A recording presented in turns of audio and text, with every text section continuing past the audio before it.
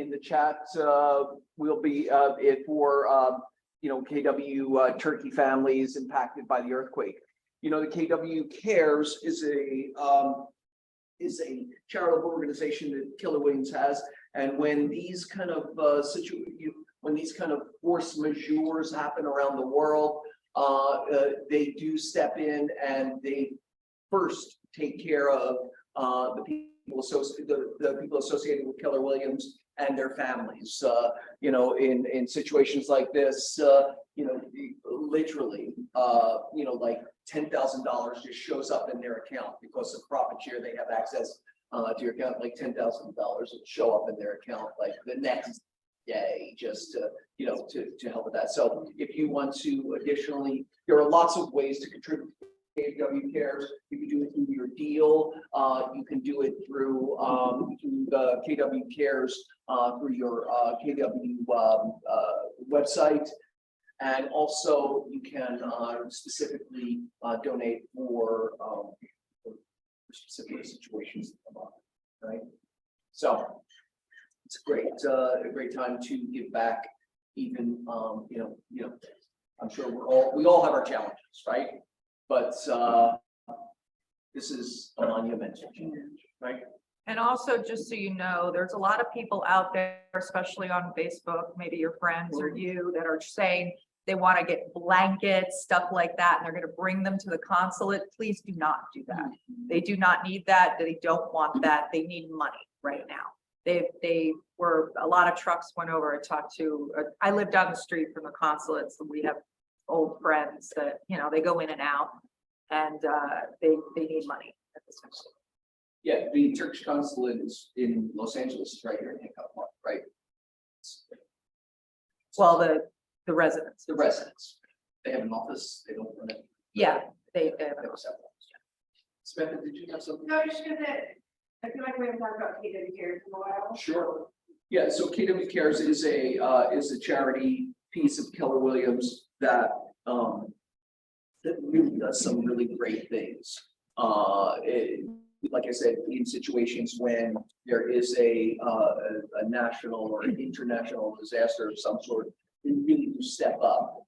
They have trucks, they have resources, they have a lot of tools they could use, and they're really also great at rallying people.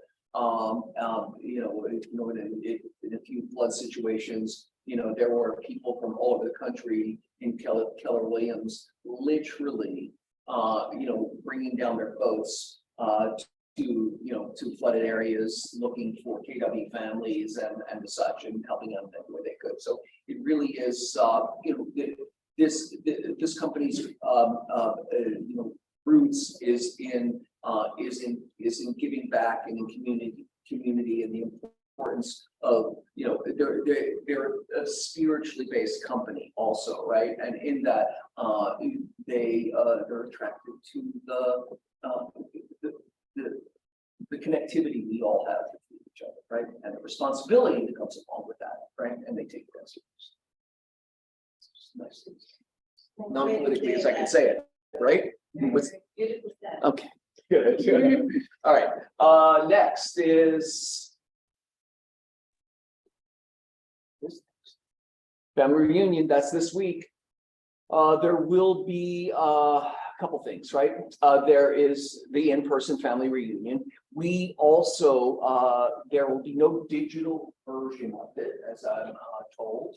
There is a day pass if you're interested in any particular day going there. It's $399, and you can buy it there at the building, at the event itself. I would say if you're going to do that, get there uber early.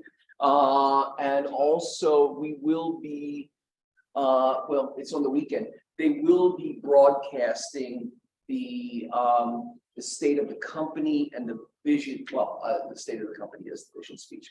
The vision speech and the vision speech and the state of the market speech. So I would encourage you all to go onto KW Connect and watch them. They are 3 hours of really impactful information that will aid you in your business. The live stream? excuse me, live stream. They live stream the two big events. Do you know the dates? Or- It's in, if you go to KW Connect, the agendas are there, but Paula, before we get off, see if you could get the time for the state of the market and the vision speech, right? Also, Keller Williams has, in their, in their drive to be inclusive of all, this is just a few of the communities that exist. DEI Affinity Group booths, Luxury Mastermind. Oh no, that's not it. What's happening? I don't know anything about those little things on the side there. KWYP. So there's Keller Williams Young Professionals. There's the LGBT group. There is there is also veterans and is it Friends of Bill, right? Is that correct? I thought last week it was Bob, but Bob, think I it's said, Bill. I think I said Bob. but Yeah. it was Bill. Incorrectly. Yeah. I kind of like it. It's three letters. And there's a B involved. Yes. There's a, there's a AA support, a support team there. And they really, there's lots of small micro groups that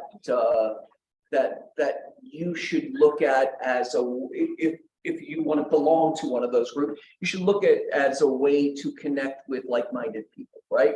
And that connection gives you opportunity in the forms of networking and leads, referrals, right? Give and take. That's the whole idea, is to get in close, just like you do with your clients. The more focused you can of a conversation you can have with your clients, the more effective those conversations are.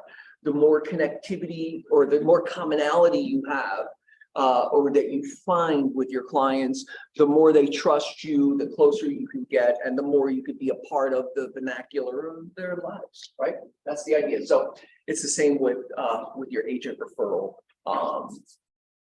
quest, right? It takes work, right? Just like with your clients, right? It takes work to start these relationships and maintain these relationships. But if you choose to have referrals as a module of your business, you're going to do, right? If you want to see it done at a high level, David does it at a very high, right? So there you go. This weekend, yeah, it's I don't know why they just have the 19th on there, but it's KW Communities Reception. That's what it is. All right, I got that. So all the communities, they're going to have a reception at KW. Now I'm understanding this slide better.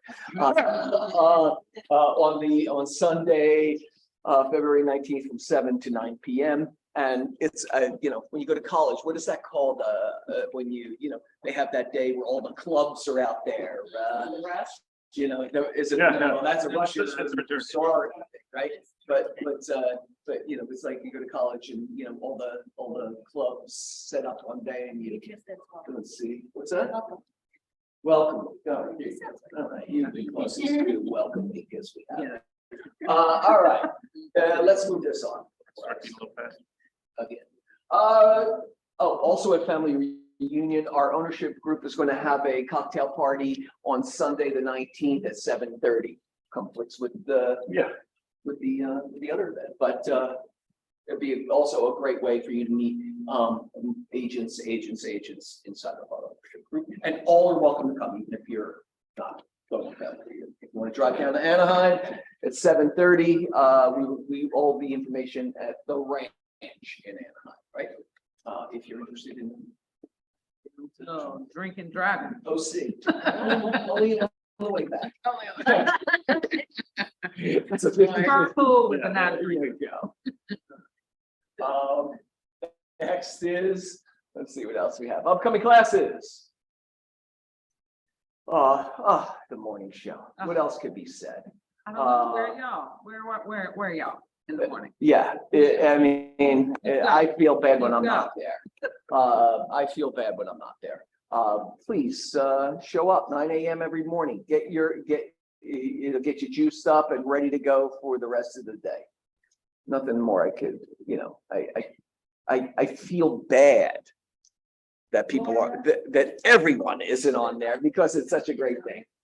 We can have a pajama day every day. Yeah. Stella has a pajama day every day. She never shows her face. But Samantha's always dressed to the nines. Andy pops in. Ben was looking hot this morning. He's not here. Oh, Charlotte had good news. It's great. You can wear whatever you want. It's a come as you are. It is a zero judgment environment. You can change your Yeah. background, you put on whatever filter you want. You can even be a cat. Yeah. Yeah, cat, if you want. That would give everyone a good, Yeah. Yeah, do they have, let's not get. Okay. Okay, next is, I'm trying to edit myself. RPA part 3 is tomorrow. That means part 2 was today. And then Win with Buyers tomorrow on Friday, no classes because of family reunion. And then we pick up again next Wednesday with Win with Sellers. Okay, jump in. It's for all.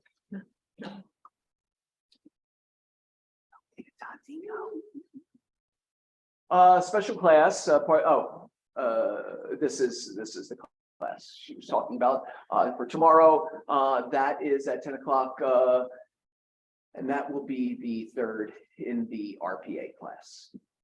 These classes are recorded, so you can go back and watch part 1 and 2 if you missed it. In Renee's teaching. Great. Tech classes. We have tomorrow email signatures and social posts, how to design those and get those up. Also DocuSign on I guess that's Friday. Command overview Monday, listing and landing pages Tuesday, Command Market Center overview on Wednesday. Oh, what time is that? 10 o'clock? Let's get you the staff on that. All right. Next is probate sales. All right, Tuesday, February 21st, 2:30 to 3:30 in person. Okay, you asked for it. Here you go. Clearmark Title, Ben, and the lovely people at Clearmark are providing this in-person class for you, hosted by Ben, and the guy teaching the class is Robert Theophanis. Okay, and he let's see, everything you wanted to know about probate. Okay, guys, get on it. This is there's an invite for it. Yeah, it's here. Yeah. Samantha. I would just add that this is one of those things for probate, a lot of people, especially new agents, may think that's not something they know about. I may not do my business in there, but when you come to these types of things, you can then at least be a resource of where to go, what to do in this type of scenario. So it's great to expose yourself to a little bit of everything, just so you have that reference. Totally agree with Samantha, because sometimes you walk into a potential listing and they don't even realize that it needs to go through probate. And for you to know what's going on and maybe have an attorney, a probate attorney in your back pocket, you can stay with that listing. Otherwise, it's going to go to Bert's attorney, and then they're going to pick who they want to represent. So it's good to have your finger in the pie there again. But actually, it's not just for the listing. If you're a buyer rep and you go Very in true. and it says probate and it says does not need court confirmation or does need court confirmation, you want to know what you're dealing with, because there's just because it's probate doesn't mean it falls into one category. So as a buyer's rep too, you should know what your clients are stepping into. Very true. I mean, everything, how much you need to put down for EMD, how it all rolls. Yeah. Could Peter Hayden help us with probate standing? Absolutely not. You're going to come to this class and you're going to. Well, Peter's not Not a there probate to attorney. help facilitate a deed, Yeah. right?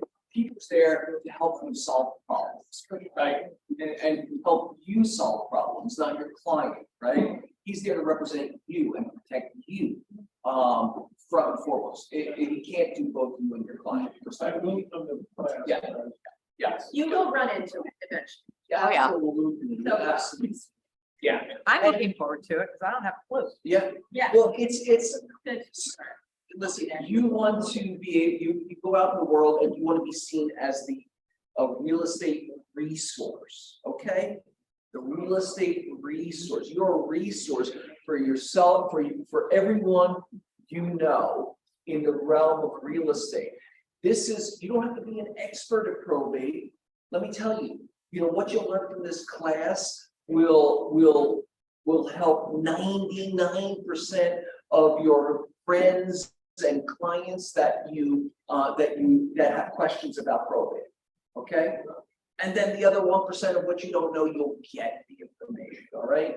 It's more than what they know. Right.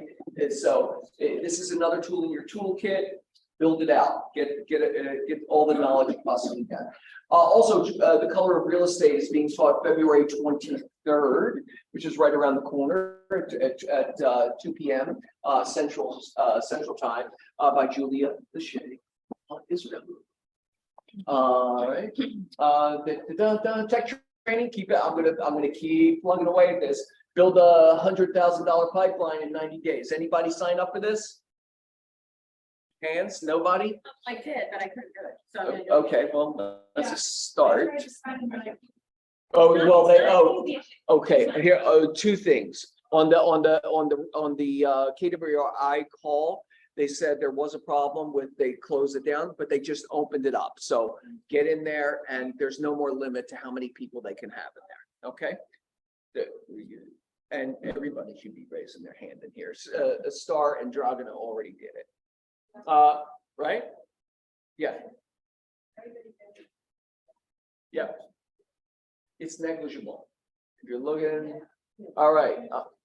And the registration's right there. Part 2 to the social media class from Andy. You want to talk about that, Andy? Yeah, part 2, it's gonna be live and interactive, actually. So Courtney from my Southern California marketing team will be here, as well as a guy by the name of Aaron Dodge, who is a content creator expert. Will be here. Our plan is to separate into groups and actually practice and learn how to shoot reels, edit, how to post, all that stuff. I don't know how to do it, but they're gonna be here and we're gonna all do it together. So Guys, everyone starts somewhere, okay? Don't be intimidated by social media. Get all the information you can. If you come to this class and you get one nugget that pushes you forward, it's worth it, right? I mean, but everyone's intimidated by the scale of it, about the way, we project and we look at what other people are doing and we think they're amazing. We don't know that they're paying, like a couple $1,000s a month to have somebody run their social media and shoot everything and it's start small, okay? well, it's actually, Start somewhere. we all have to do it. We all have to do it. It's So the truth is, if unavoidable. we're all doubting whether we can do it or know how to do it or should do it or whatever, there's thousands and millions of other people that are questioning and doubting the same thing. You gotta put it out there. Like, that's where I'm at right now. It's the most cost-effective way to stay connected to your people and to meet new people. Okay, it costs nothing to something, right? But for nothing, you get so much opportunity. Okay, you just have to do the work. It is work. Can I bring my 16-year-old? Yes, you can. Because somebody's gotta act. You can't eat anything though. Okay. If you RSVP and you cannot make it, please tell us ahead of time, because I don't want to bring too much food. Yeah, there was a gross amount of food left over because 40+ people RSVP for it and only 20 something showed up. And So I urge people to come. I was here for the first part, and that's where that Courtney, she's She's good. unbelievable. Spirited, kind, she makes it very easy to understand, and it's so hands-on, Wait till you see her. really. I'm so. EBIO, let's go. All right, RSVP, March 2nd. What day of the week is that? It's not next Thursday, sorry. It's not Thursday. All right, Andy, you're on. Okay, I'm gonna stand up for this one. A, social media class. B, I want to open this up to the office for any upcoming listings or open houses. shoot a quick video. Give me a 1-minute house tour video as you're staging, as you're walking through it, anything like that. Send it over to me and my marketing team will edit and slice it and do a reel for you. Not movement branded. Give me the address, give me the specs on the house, what the list price is, all that stuff. And they will do the reel and I'll send it back to you. We'll post it, you post it, I post it, we all post it. So there's that, It sounds like cheer. right? That's an amazing offer. Did Yes. everybody understand the offer? You get the listing, you send her the information. You send her the raw footage. Yep. And she will make something pretty for you. I won't. But they will. They will. Pretty awesome opportunity. So just keep that in mind. What's that? They don't get it. Well, and so the other piece too, if you're on Caravan, for instance, you know, every single house you see, we're not going to splice 15 videos at a time for you, but shoot over a Caravan video and Reasonably, Yeah. reasonable. Yeah. amount of footage. why not? What's your turnaround time? Currently, they're quick. They're asking for the footage because again, Movement's gonna post it on our page. I'll post it on my page. You post it on your page and the reach is infinite, right? So that's the first thing. The second thing is, quick market update. CPI numbers came out. The inflation number dropped by a smidge, 1/10%. So it's at 0.5% as of January. Again, shelter makes up 40% of that number. Rents were up about 0.7% in January. Again, they lag as people, you know, somebody that signs a lease does not move in tomorrow. Somebody that books a hotel reservation doesn't necessarily take the trip tomorrow. So the numbers lag. As it catches up, we'll see bigger inflation drops down the road in the next couple months. March should be a good read, and then May will also follow with a good read as the inflation comes down. We'll see a bigger relief on interest rates. It's been a little volatile because of the jobs report that came out last week. All over the news, they said 517,000 jobs were created. There is a lot behind that number. Most of them, actually 4/5 of those job reports, or those new job openings are part-time or seasonal workers.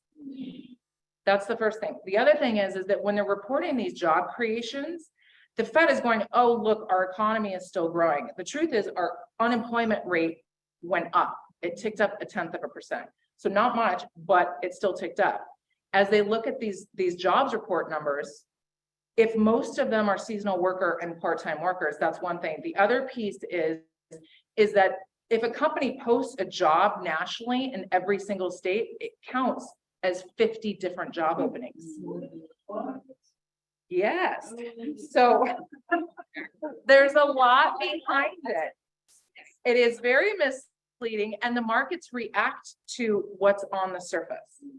And so again, the information in terms of shelter lags, the unemployment stuff lags, we're certainly headed into recession. The unemployment number is ticking up. If we're at an all-time low of unemployment, the only place for it to go is up. And does it have to be catastrophic? No, but as unemployment goes up, we're headed into the recession. So that's it. That's a lot. Thank you. I asked what the Fed will do this year. We anticipate that they'll start moving the Fed fund rate down. They're trying to slow economic growth. Once all the signs and everything is in place and it shows that growth, that slowdown is happening, then they'll start to pull back on the Fed fund rate. And actually lower it? Actually Raise lower it. Slower. Actually lower it. So at some point they'll stop raising it altogether and they'll pause, and then it'll eventually come back I down. just keep reading it. They say they're gonna keep it high for a year or two, and that's what. I don't know that you can listen to any of it at this point. They've been very reactionary, and here we are in this position that probably could have been avoided, some would argue. They were a little late to the game, so they'll start start to pull it back. As soon as they see the slowdown they need and the inflation comes down, the target inflation number is 2%. We're at 6.4. So ways to go, ways to go. That's it. Thank you, Andy. Yeah. Thanks, Amy. All right, Raha, you on board? Hi, yes. Come on. Today I wanted to talk about the assignment of agreement form. This form is required whenever there is an added party or if they're assigning it to their entity, for example. So in other words, there's partial assignment, meaning the buyer is adding a party to the agreement with them. For example, you wrote the offer under the wife's name, but now she wants to add her partner. You would use this form. There's also a total assignment, so where the buyer assigns all of their interest in the agreement to a new buyer, or when you're deleting a buyer. For example, you wrote the offer with the names of both spouses, and then you would like to delete one of the buyers from the contract. You would use this form. You would also use this form, for example, let's say, Joey, I'm going to use you as an example. So let's say if Joey Sakovich wants to assign it to Joey Sakovich Trust or Joey Sakovich LLC, you would also use this form. Any type of assignment, you'll need this form signed by all parties. So please add it whenever that is the case. You'll also need to provide all the prior documents. So meaning all contract documents, advisories, reports, disclosures, initialed by the assignee to acknowledge receipt of all these documents. They just need to initial the first page of each document. Further information is on the form. It's pretty self-explanatory, but the form is called the assignment of agreement form. Perfect. Thank you, Raha. And that, does everybody know what signing? It used to be that assignments had to be written into the contract and agreed upon. But now my question is, does the seller have to agree to assign the assignment? What power does the seller have in accepting the assignment? Rich might be on. Yes, I'll take that. In the contract, there is a section about assignment, and it defaults to 17 days. So that contract has 17 days to be assigned.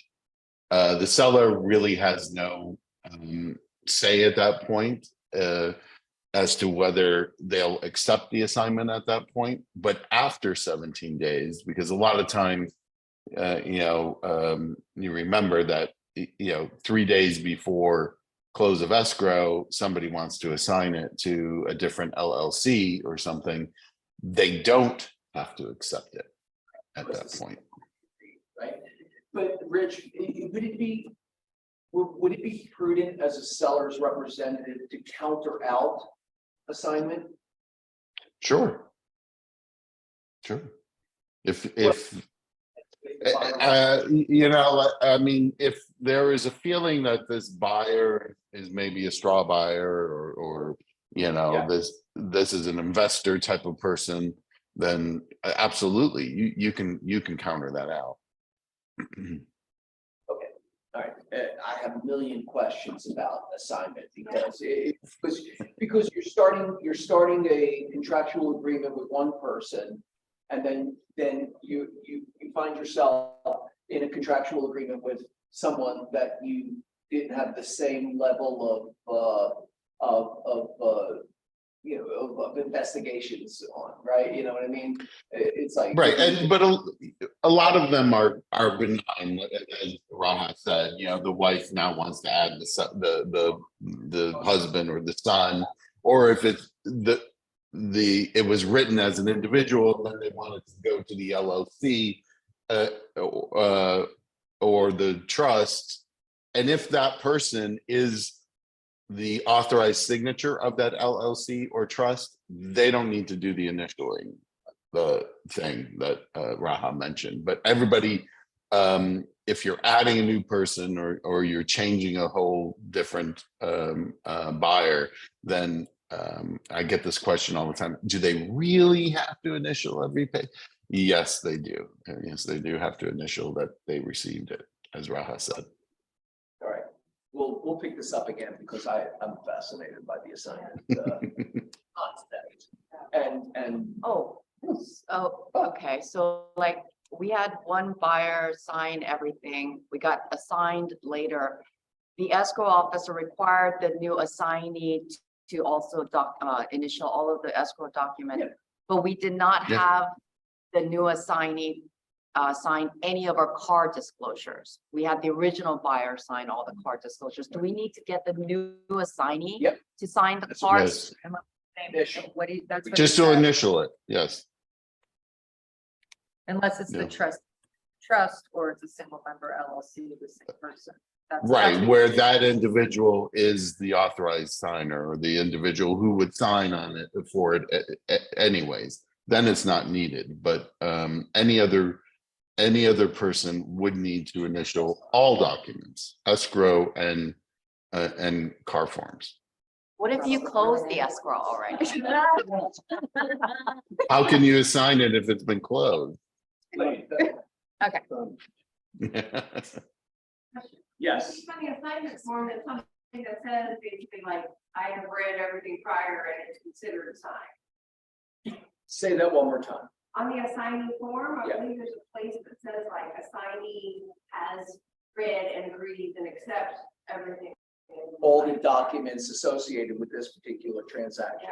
Yeah, and I think Rich is saying as a liability issue, That's how you find it. yeah, you should make sure. It even says in the form that they still have to initial, even though they're acknowledging that they have received and read it.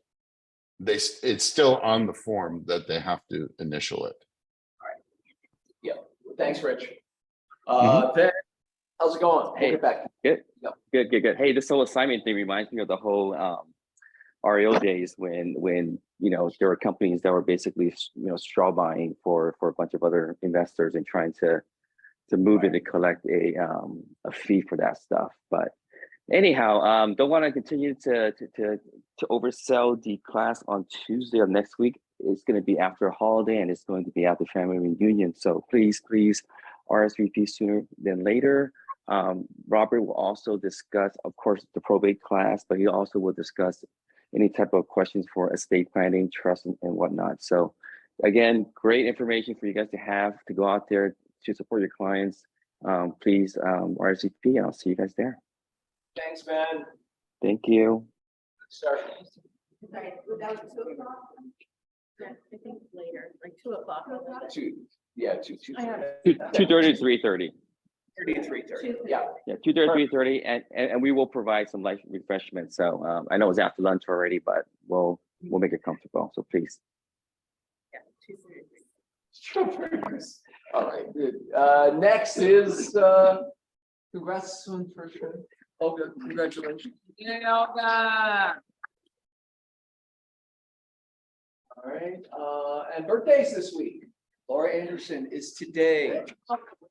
She's gonna be here, but we will, everybody send her a text. Right now. Where it is. It's next Wednesday. Well, you might want to talk to your man. What? He's in charge? Well, maybe he's throwing me a surprise party or something. That's what it is. He's unflinched, but the top of his head has not moved. once. He'll be getting a free emoji text from me. Uh, Happy, independence. Thank you. Maybe another year, like celebrate the age, I'm fine. As we all need to. So closed escrows this week, Olga, Laura Anderson and Maury and Heidi Davis all closed. New escrows, Josh Mendoza, Tracy Pence, we didn't forget you there. Leaf Martinoff, and the Barentine Group is also Christina Kim, all have new escrows. They got. Some closed leases, Matthew Lobby and Antron, racked up a few. Congrats. And the new listings.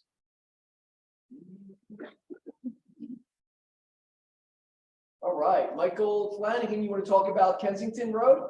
Yes. Get in there. Over in Mar Vista, Uh-huh. right off Washington Boulevard, 2 bedroom, 2 bath. Lovely starter home or condo, I should say. Sure. Great area. I used to live around there, so we love it. It's right near all the best restaurants and everything. A bargain is $725. Including your restaurant. Yeah. And it is a bargain. Excellent. Excellent. What's the, what are the HOAs? 500. 500. What do you get? You get an earthquake insurance, there's nothing really there, there's no swimming pool or anything, it's just two-car parking underneath, get some storage underneath on the garage. You get 7 neighbors.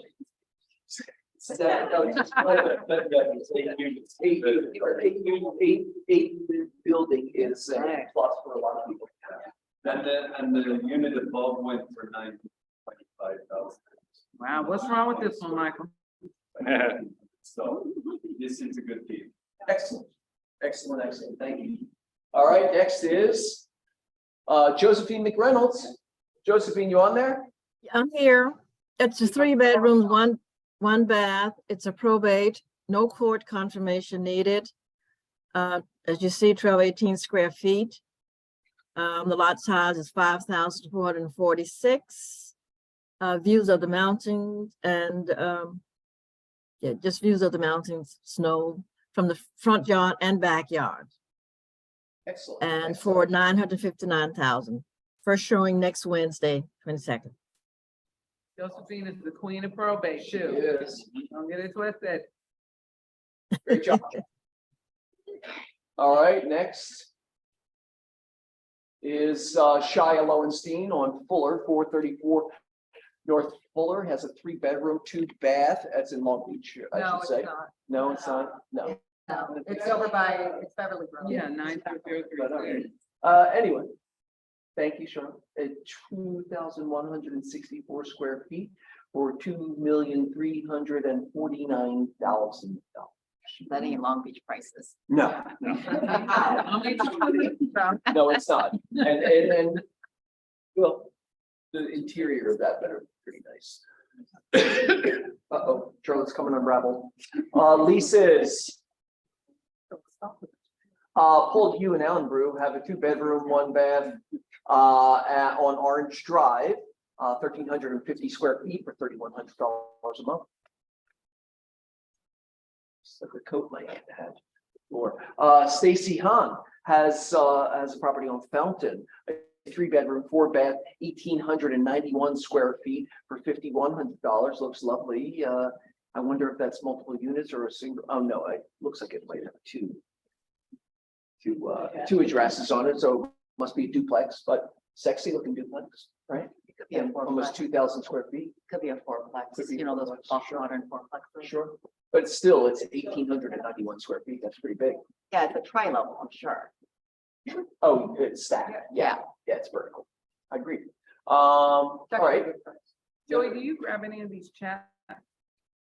Brian usually addresses any chats that I should. Okay, Oh, did gotcha. you see something there? No, I just see there are 8. so I'm just wondering. Yeah. Brian, are you monitoring the chats? Yeah, there's a link posted about now. Oh, Thanks, there Paolo. you go. Bam. Matthew Lobby has a Kings Road penthouse, 2 bedrooms, 2 baths, 1,800 square feet for $7,195. Pretty little birthday cake building. Also, Michelle Mena, you want to talk about Michelle? 3-bedroom. I did see Michelle. 3-bedroom, 2-bath on Edinburgh. It's amazing, that's side by side, so. It's great. Share a lot of different.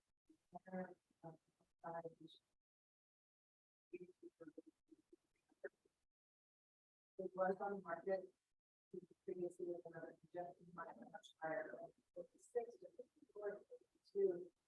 And I said, you know, based on my evaluation, it needs to be on 5. So we're at 190. And also previously they didn't have a garage available. I sent it to Excellent. one of the garages. So they're going to have one garage available.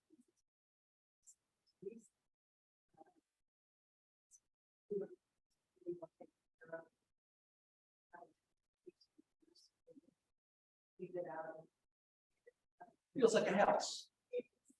That's an excellent price for that area. Yeah. What's wrong with it? No, I'm dead serious. I mean, that's a really good price. Nothing, I'll tell you why I was. Because the kitchen is, it's beautiful, it's brand new. Mine's been brand new, but it's brown, and everyone now wants the gray white. So competing with. Little other dated. designs, they have that gray white. And, to me, that's just, you know, you can't. I said, I don't think that. Great. So to me, it's. Excellent. Let's get it, Brandon. All right. Next, thanks, Michelle. All right, next is income properties. And in that, we have Terry Lloyd has a 4-unit building on St. Andrews. It is 13,000 square foot lot, 4 3-bedrooms, 1 bath. It's huge, 1.7. It looks like it's like a decent sized footprint too. So they're probably large units over. Yeah, Wow. fortress. Are they like crazy low rents or something? I have, you'd have to call Terry to find out. There you go. St. Andrews Place though, 1.7. All right, pocket listings. Pocket listings coming soon. What do you got? Here's one. Who said that? Right there. Michael Cartagena has 217 North Rossmore as a pocket. Nice, Michael. Los Angeles, 7 bedrooms, 6 baths. Must tear down. Is that what you said? Like, oh, here you go. Hold on a second. Uh-oh. They can't. It's an HPOZ. Is it non-conforming? It's been red tagged. Yes. Yes. There's a fault that goes right down the wall. Yes. Like front to the back. That's tricky. Yes. Well, I think there's concessions that the HPO are right, gonna have, they're made for safety, you know. but 4.2 million for dirt, or dirt-ish. Right? Okay, excellent. All right, next is, do we have another one? Thanks, Michael. Anybody? Anybody? In the chat. There's something in the chat. Okay, let me go in the chat. Yeah, Day Park has a duplex, 2121 Portland Street, in LA, may be delivered vacant. The asking price is 1.45. It's near USC and Koreatown. Reach out to Day Park for that. Thanks, Day. All right, anybody else? Anyone else? Anyone else have any coming soon? I have a lot. Wants and needs, go for it. We're there. Lovely family who needs a rental in this area. Really kind of a tragic story. They just bought a house in the South Bay and the father had a terrible accident. So it needs to be 1 story, 2 little kids under 2, 1 very well-trained small dog between 6,000 and 8,000. She just needs to be near family. And they'll be in town this weekend. If anybody has anything coming up, please call me.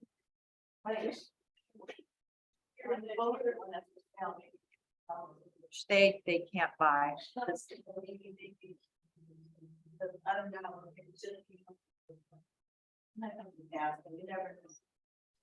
Okay, anyone else, wants, needs, fill the bucket?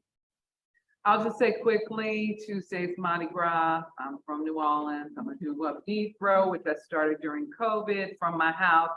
If you have time around 4 o'clock on Mardi Gras and you want some beads, contact me and I'll give you my address. I'm not putting it on the. Drive by. Drive by. Some beads. Car. Yeah. But you have to show.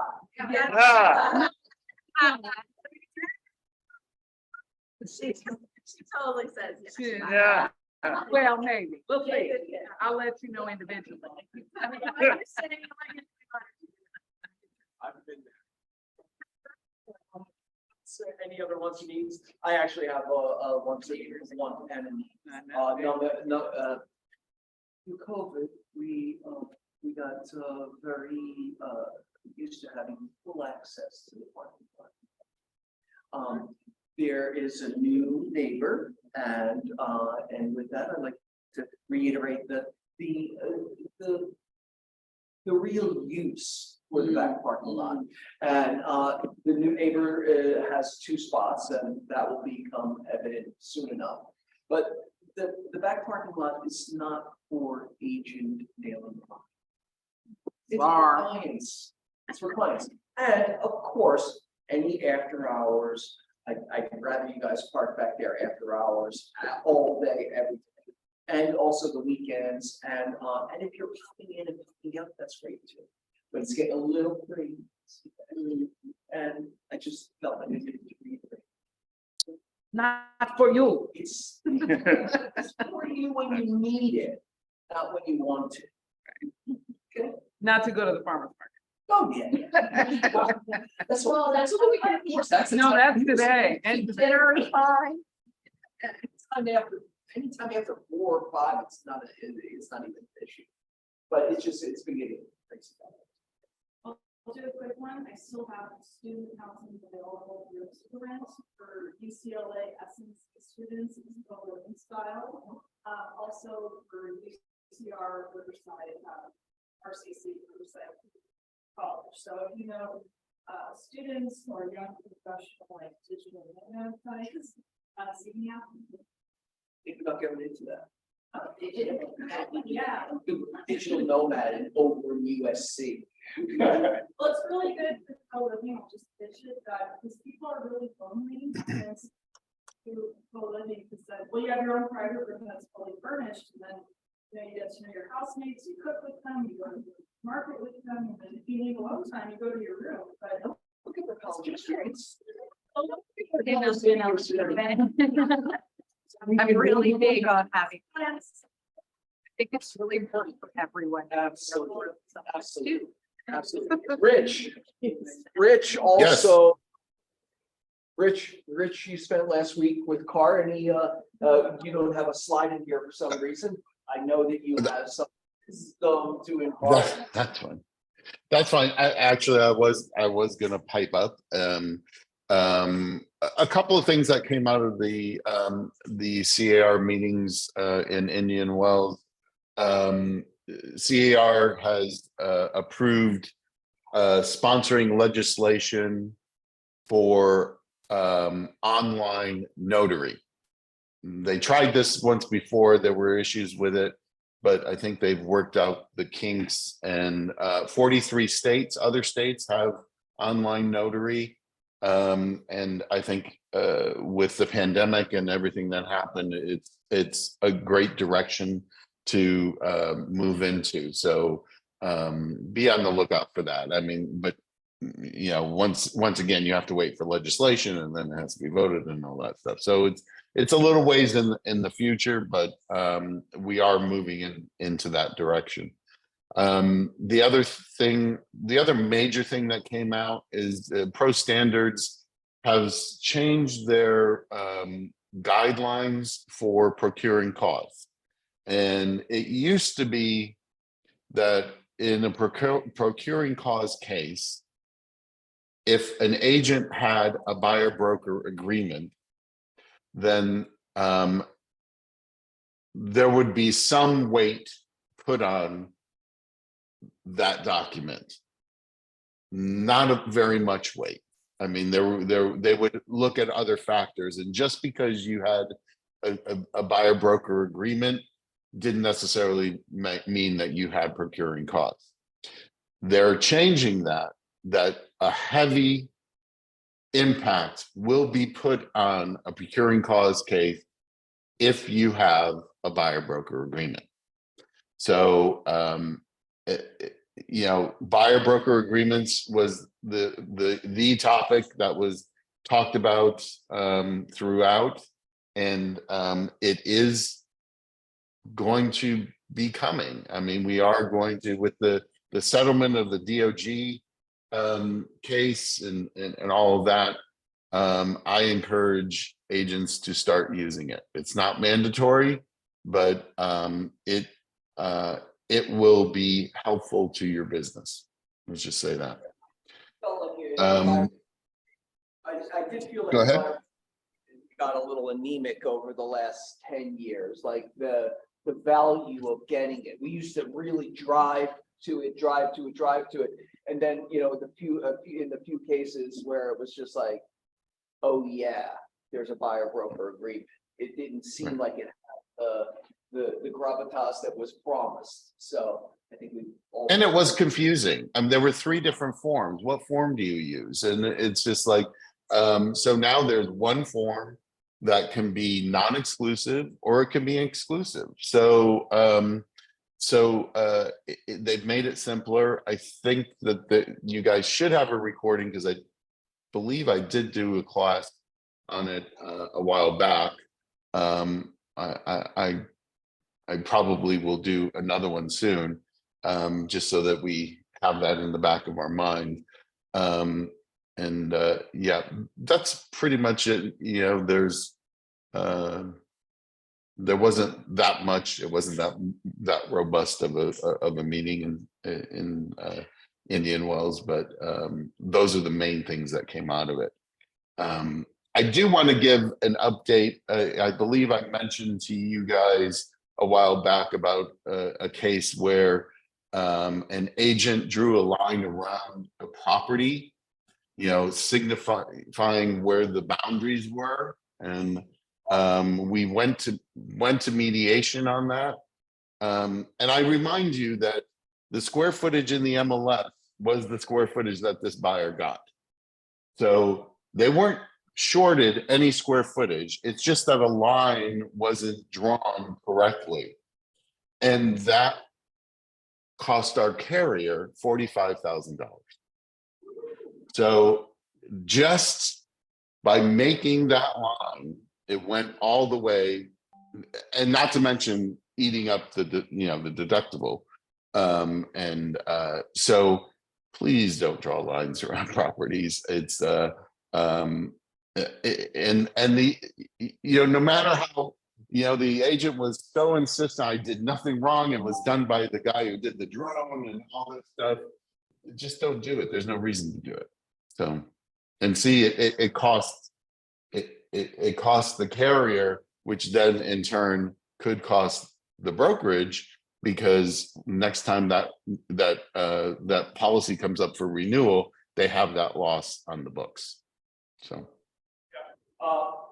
Jacqueline, you have a question? Yeah, so that's kind of related. So I've been to how the agent is on this sharing and allow this privilege.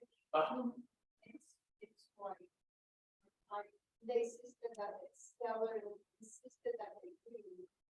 Yeah, so that's a great, I know where you're going. So Jacqueline, that's a great question, Rich, and it is kind of relevant in that, we're making certain assertions of square footage, right?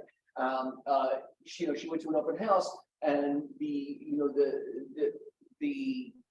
square footage was dramatically different than what was on the title. And when the agent was approached with it, the agent said, oh, the seller insisted that I add the garage and the shed in the square footage, right? You know what I mean? It's like, it's only a matter of time before that becomes a liability also, right? Even if the seller. Right. And in those, say you were representing that seller, in the MLS, it goes that per the seller, this is the square footage. What you should be doing is there's a CAR form about square footage and a lot acreage. You should be putting that the seller says this is the square footage. The assessor's office says that this is the square footage. And there's that all important paragraph at the end of it. Buyers should do their own investigations, and it releases the brokerages from that. If there are discrepancies in square footage, you need to show that as a listing agent, And tell, but if you're representing a buyer saying, look, in that case, I would go to the buyer and say, this seller is insisting that this is the square footage. It's not what the assessor says. So I strongly recommend that you do your own investigation as to the square footage of this to satisfy yourself in moving forward. And, you know, send that to them in writing. I would even use that form on your side to make sure that your buyer's aware that there are discrepancies in that square footage. You know, square footage is is a minefield. Yeah, well, yeah. We're taking a line. Yeah. Hey, Rich, actually I have a listing coming up and I sold it to them and it had a different square footage when they bought it. They did nothing to it. When I looked it up, the assessor or whatever, it automatically appropriated a higher square footage. So Got one of those. in writing down in the MLS in the agent disclosure part, I could say, just, do your own investigation on square footage, right? Because I don't know if it's a discrepancy or not. Maybe the other agent typed it in manually, or I don't know where he got his information, but You can override it on the MLS. yeah, Yeah. so, but I mean, I don't wanna like put his lower square footage in what the MLS just said it was, so. Agent does not guarantee Yeah. square footage. So just put that in your. Right, but I would use the form also, because you have knowledge of a material fact because you sold it. And when you sold it, this was the square footage. And now per the assessor, it's this. And that's all you have to say is that a previous sale, this was the square footage when it was sold. And, and I believe you represented him as the buyer at the time, correct? The square footage was stated as this, assessor says it is this. Right. And I would just point out the discrepancies. That's all, and say, hey, the onus now is on you. I've let you know that there is this discrepancy, and you need to figure it out whether you want to move forward with this knowledge. So, yeah. Had a situation like this on Rim Path, as they were selling it, and we actually hired REST to come and also do their own measurement. Do you recommend a seller do that, or do you feel like it's out of their hands? It's not that it's out of their hands. I mean, I don't know that the seller really needs to go through that expense. The buyer wants to do it, let the buyer do it. It's up to them to do the investigation.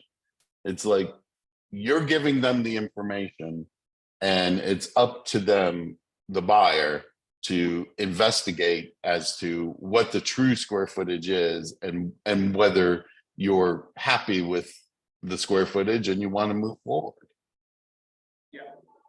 Yeah, I mean, square footage, even between appraisers and the study. Right. There's variable, right? And buyers don't sometimes agree with what vendors that sellers hire. That's so many times that have the seller do a termite or pay for their I've already paid for the termite report and all that stuff. And I tell agents, have your buyers do the termite report. Don't rely on the seller's company, because as we know, we can get this discrepancies between the two a lot. So Who would the buyer get the square footage information from title?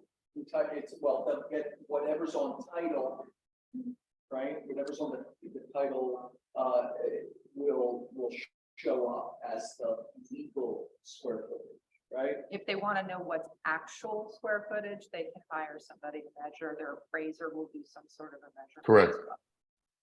Or what stars. Appraiser. Or EFT. Right, if you want like a certified square footage. And again, that's that's rest.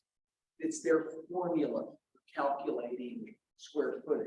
There's several There's companies. different ways to calculate the airspace and the stair space and the closet space. I always thought my thought was you measure the outside of the building and you do the calculation by that. Oh, It's difficult space. Some places have a basement. right. Yeah, so there is some subjectivity to it. It's variable of like around. Variable, there's not like one. Yeah, it's like 5% variable. Well, The assessor is what we're working with, right? The assessor- well, it's it's because some people measure from the outside structure of the house and some people measure it inside. And you've got 2 inches of drywall and wood frame and all that stuff. And so people count that. But that's not living square footage, you know? So there's a discrepancy there, but it's just a matter of who actually measures it and how extensively they measure it. So if there's a minor, I would say like 10 to 15 square feet discrepancy, that's very No, that's minor. nothing. Yeah, but if you're But looking I'm at saying like, like, here's a 5% variable. yeah, in you know, oh yeah, sure. There's a problem with a property that I sold a couple years ago, not my problem. Buyer's problem. I sold it as a house that needed a lot of work. It was on title as a 1-bedroom, 1-bath, 650 square foot house. The house was 1,800 square feet, had not been permitted, had no foundation, was bricks in El Sereno. Buyer was a developer, knew everything, never got the city to change it. So he renovated the whole house. I didn't see anything on permits about the foundation. I didn't sell it, had nothing to do with it at this point. It's the height of the market, probably late 2021.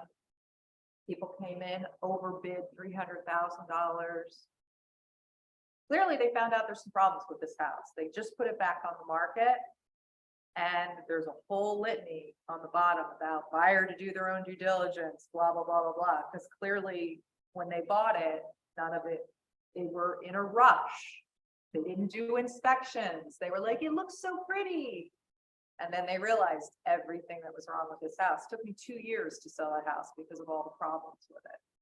Orders to comply, the whole thing. And now these poor people paid $1.3 million for a house, backs up to a loony bin in El Sereno.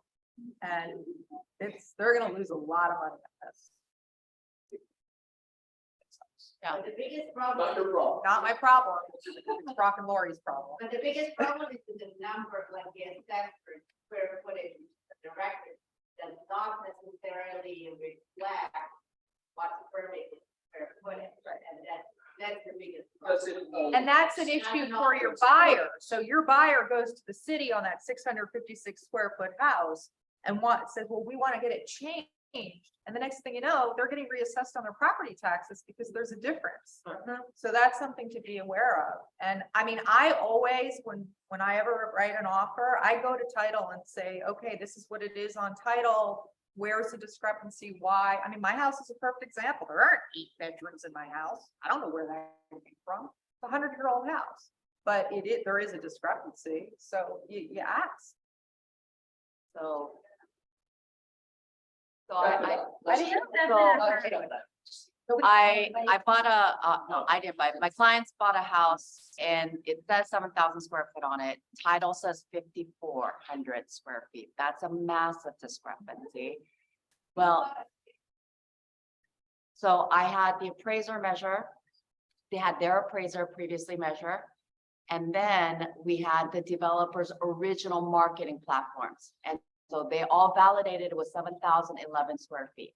And so my buyer moved on from it, even though when he sells, we're gonna have to go through that whole process and explain to the new buyer and that discrepancy. But, you know, because there is some sort of, I guess, some sort of marketing and paper trail of that, you know, They think it's fixed. right. Then it gets then it reassessed. Well, it should be if the original developers plans are there. Not my problem. Fair enough. And that, But you're- plans, it doesn't always carry over for what's on the plan. to what it actually ends up being for some reason. I did a renovation on my house, and when I went to sell it, the square footage was off. And you know, I contacted the assessor's office, and actually it was fascinating because they looked at an aerial shot of my house, and they say, well, I see where the discrepancy was. There was an enclosed porch. I mean, the house was almost 100 years old. There was an enclosed porch that never made it to, you know, to the city. And so they added some square footage. It wasn't what was on the plan.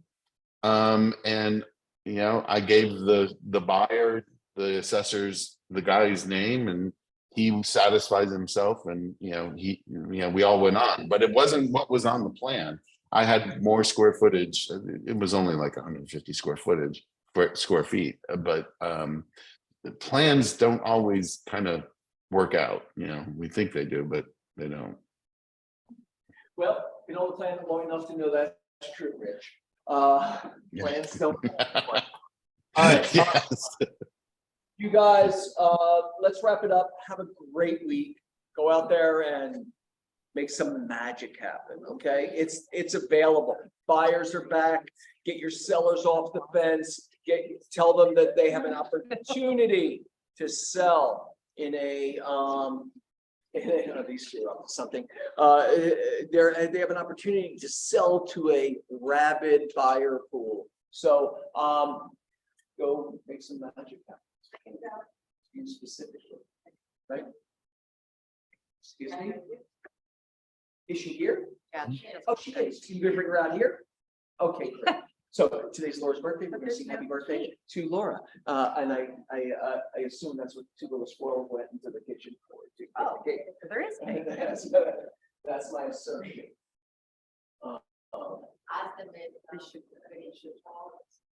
Excuse me. Let's see what the TA does.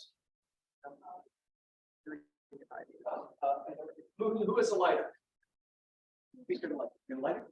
Okay, get it out. Gotta go to my office. All right, she's on. She's on. Go ahead.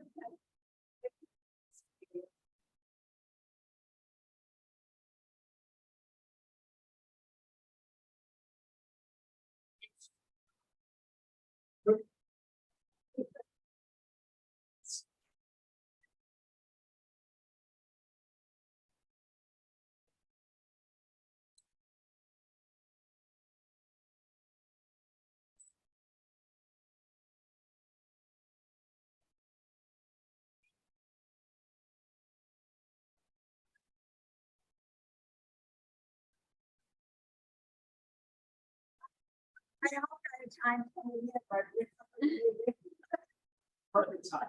Perfect. Let's get some. Anybody go? I took a bit, the light in the rock. Wait, hold on, let me get out of the picture. I have a doctor's appointment. Yeah, like one. Yay. All right, guys, have a great week. Go make some magic, all right? There's cupcakes and there's fruit and there's some Portos. Enjoy. And thank Gatate.